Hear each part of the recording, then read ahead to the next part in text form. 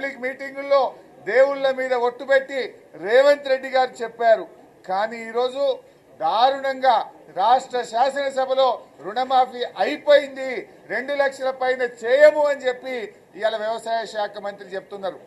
ఎట్టి పరిస్థితుల్లో ఈ ప్రభుత్వాన్ని వదిలిపెట్టము.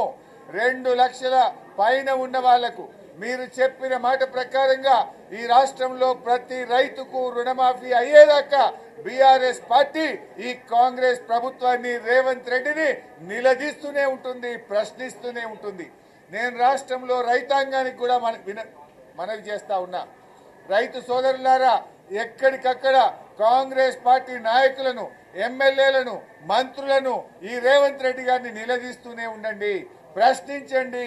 ఆ రోజు ఏం చెప్పారు, అసెంబ్లీలో ఏం చెప్పారు, దేవుళ్ళ మీద ఒట్లు పెట్టి ఏం చెప్పారు, ఇవాళ రుణమాఫీ అయిపోయిందని చెప్పి చేతులు ఎత్తితే ఈ కాంగ్రెస్ ప్రభుత్వాన్ని వదిలిపెట్టే ప్రశ్న లేదు.